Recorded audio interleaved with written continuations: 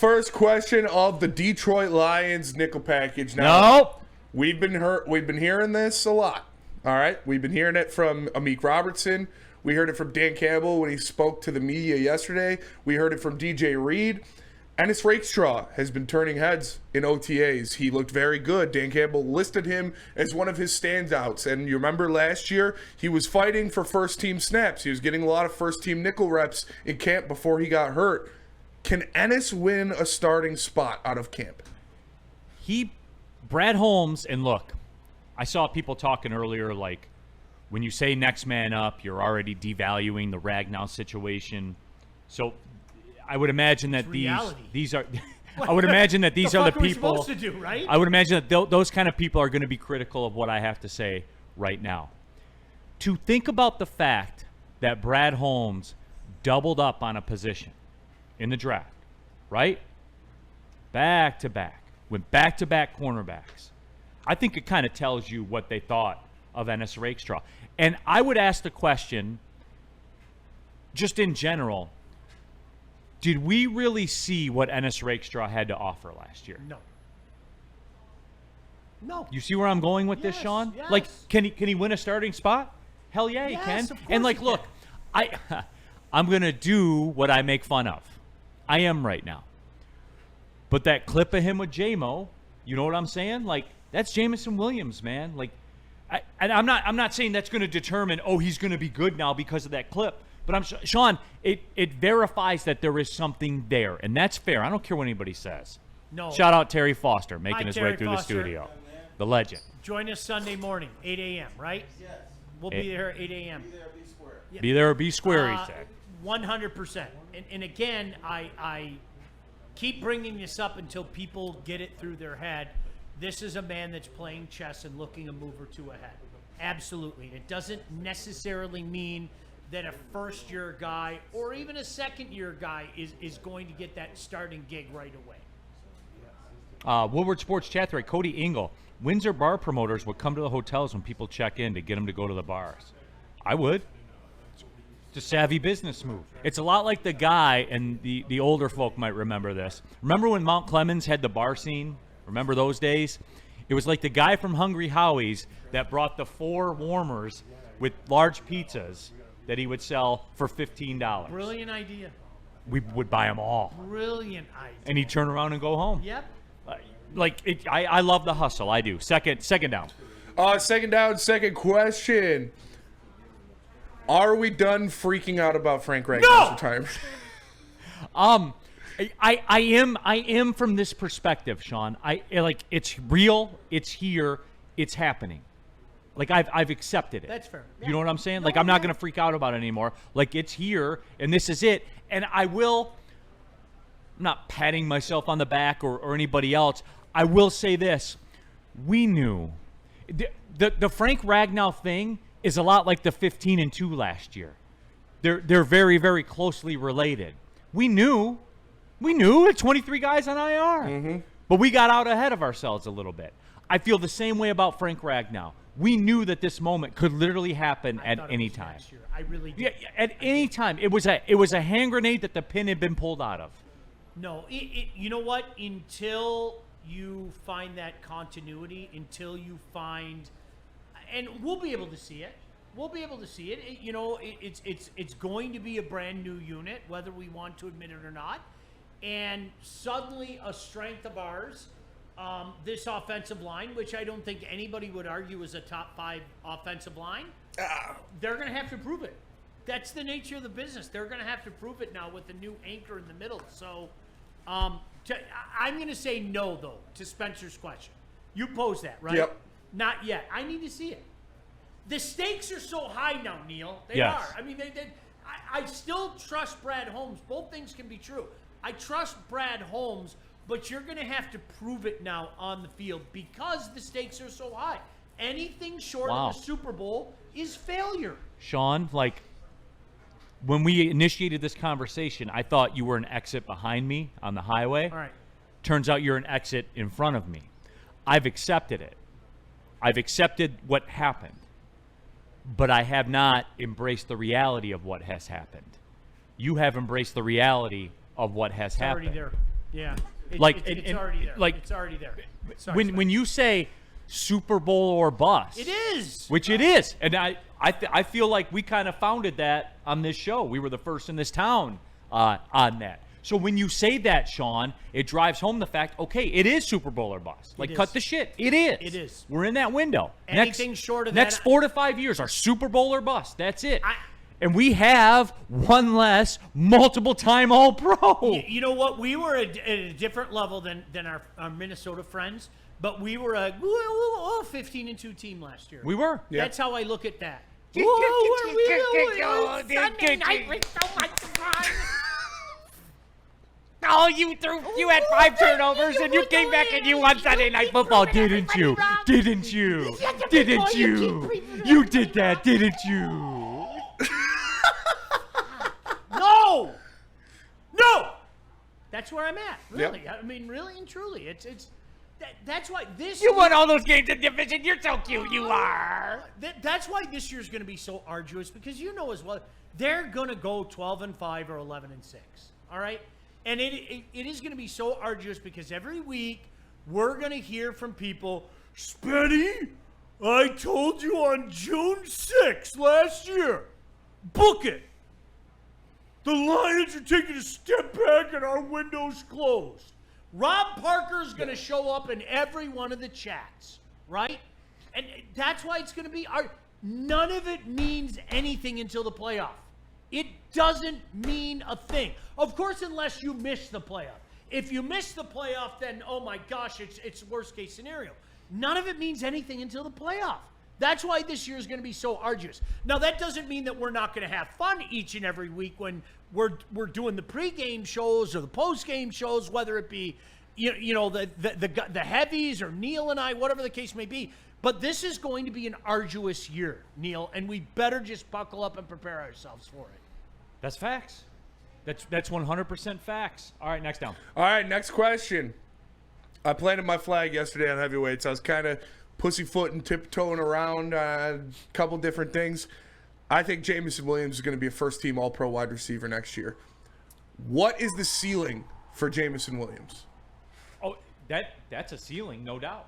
Like look, let's cut the shit, everybody. Is a talent at a baseline. Will anyone, even those JMO haters, right? That they're there under the surface they're still. there. They're there. 100% they're there. Let's cut the shit. Even a JMO hater out there. Can we admit that the ceiling is a first team All Pro? Can we admit that? Can we admit the talent's there? Yes. Hey, I told you I threw $10 at Justin a couple of weeks ago for Offensive Player of the Year. The number was so high, and I said, what the hell? This is a guy that has the potential to now take the screwdriver to what you said, Spenny. I think this guy has the potential for double-digit combined touchdowns and 1,400 yards. I think he's going to be pushing 1,800 all-purpose. Then I'll go there. And like 13 touchdowns all together. So you're talking like 6 busted run plays, I'm right? talking, I'm talking multiple rushing touchdowns. I'm talking, when I look at Jameson Williams, his peakest of peaks, what he could be at the height of his powers, at the height of his potential, is the best wide receiver in the National Football League. Do I think he is going to reach that? No. Probably not. Well, he won't get the usage. I think he's going to be pretty damn close. And like guys, like we I had think he's going to get the usage. I do.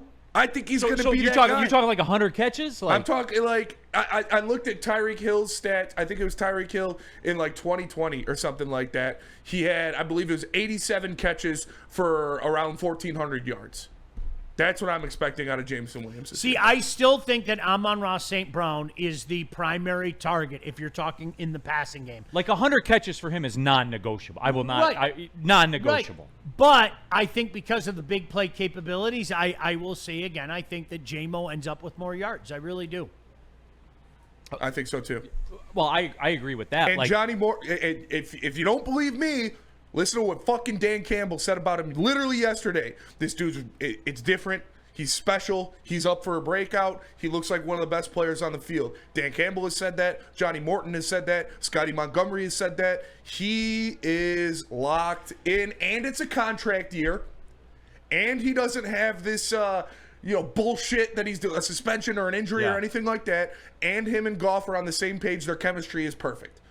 It's kismet. It is a perfect combination of everything flowing into one insane season from Jameson Williams. Spenny, if he does that, I will be fucking indignant on this microphone.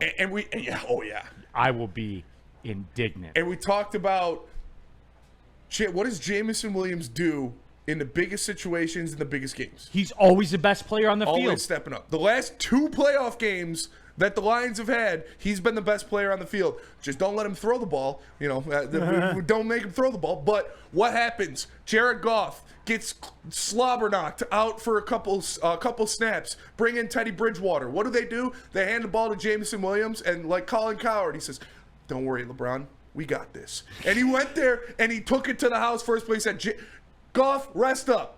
Take your time. Smell the salts. Get your shit back together." The kid is special, man. And like I said, the accumulation of circumstances this year that are pushing him to greatness, I think we're going to see something special. Wow, in the chat. Doughboy Steve. And you're my guy, man. I like you. But, it's always a but. Whenever there's a qualifier is always followed by a but, just so you know. J-Mo has no catch radius. Ball better be in his gut. We're that far down the checklist. Wrong. Go watch football. Which was my point all along with the Jameson Williams thing. Go watch football. Yeah. I know what I saw. Yeah. I know what I saw at Alabama. I know what I saw on that field in Atlanta that he did against Georgia. I know what I saw. It was mercurial, dude. Yeah. Anybody who never saw that, you did it to me. You did this to me. Anybody who saw that didn't think that was going to translate, stupid, dude. They don't know ball. I don't know what else to tell you. And if you're going to be worried about a gambling suspension with a rule they changed or the fact that he hangs out in the hood, he came from guys. He's from the trenches, man. That's where he lives. 4th down. All right, 4th down. Final question of the Detroit Lions, foe. What is the biggest offseason acquisition that this Detroit Lions team made? Zadarius Smith. Tate Ratledge. Honestly, Tate Ratledge. Sean. No, listen. Knowing what I know now. No, I agree with you. Knowing what I know I'm now, mad at Tate you, Ratledge. though. All right. Why do you're better than taking the low-hanging fruit? I'm sorry. Well, everybody else in this town does it. He's You may as coming. well, too. I'll be quiet, No, Neil. you think he's coming, right? He's going to re-sign, right? Zadarius is going to re-sign, isn't he? I hope so. It's Tate Ratledge. All jokes aside, Tate Ratledge. Damn it, I don't have the Maz dropped in here. The Michigan mullet, is that what it's being called now? Motown mullet. Yeah. Motown mullet? For me, DJ Reed. DJ Reed's a good People one. have forgotten about. We forgot DJ Reed's here. Yeah. For Fair. real. Fair. We did. You want to hear a sleeper from me? He might not get the most plays. I wouldn't even say he's the most important acquisition because DJ Reed is a good one. Tate Ratledge is definitely up there. Roy Lopez. Wait for Roy Lopez. Our guy, Ali McNeil, probably not going to play football for the Lions until late November. For a minute. For a minute. Probably Thanksgiving is when we're talking. Around Thanksgiving is when we're talking Ali McNeil's going to come back. DJ Reader, we know he's healthy, but we know he gets banged up. Same with Levi Onwuzurike. I think Roy Lopez is going to play an important role on that interior defensive line for the Detroit Lions. I like it. It's off the radar. I Yeah. like it. Everybody did their job right here. Shout out the Tortas, baby. I don't know why that makes me laugh. Good one. Just that. Why does that one in particular make me I don't laugh? know. It's shout out all the fucking Tortas. All right. Burn in the super chat. Look. I want to say it in Sean's voice. All right. Looking at the Vikings schedule, they can for sure get that Super Bowl. For sure this time, wagon running hot. Oh, I'm so sure this is your year. You're so cute. You're big boy. JJ's everything you thought I would do. Oh, look at Justin Jefferson, that necklace. Oh, it's so cute. Look at the diamond, so sparkly. Oh, look at this big game. He had 4 catches for 48 yards. Oh, you're so cute. Oh, it's the quarterback again. Don't you worry, JJ. It's the quarterback again. It's not your fault. They're so cute, JJ. Justin Jefferson. Oh, it's a big game. Big game, Justin Jefferson. Oh, it's a big game. You're so cute. Dante 151 on the super chat. Screw it. I'm gonna say Reed and love it. So there's that out there as well. Give me Iguodala, says Tony Snow. And yeah, no, listen, guys. It's obviously. I think if I had to say, I would say Tate Ratledge. Obviously, with the Frank news, I would say Tate Ratledge. But well, given the change in scenario, knowing what we know now, I think that I'm telling you, Roy Lopez, he's a rock in the middle, dude, and I don't want to see Tyson Alualu snaps. I don't want to see name any of the other defensive tackles that we've seen play there the past couple years. He is a legitimate backup defensive tackle, and you got that solidified now. So that's important. Doughboy Steve, I want to see a touchdown that he went up for, or even a first down. That's not the assignment, dude. Like, what do we? Doughboy Steve, you want to see a touchdown that he went up for? Go watch the NFC Championship game when he mossed the 49ers cornerback in the back of the end zone for a touchdown. And he got the beat down. Stop! We're going down the checklist, Spenny. We're almost out of numbers on the checklist. We're almost out of numbers. He's not DeAndre Hopkins. No, he's not. He's literally Tyreek. When did Tyreek Hill go up for a ball? If you want to see Jameson Williams make hands catches and moss people, go rewatch the NFC Championship game, and you'll get hurt again. I'm not putting that on you. Don't do that because it'll just make you sad. But you can trust me. He had multiple in that game where he had a defender draped all over him, all hands catch. Jameson Williams. That right there is why I like Spenny right there. I didn't know that there were still people out there detracting from him. And I'm not. Yeah, no, being Sean, funny. there are. Wait for the golf stuff.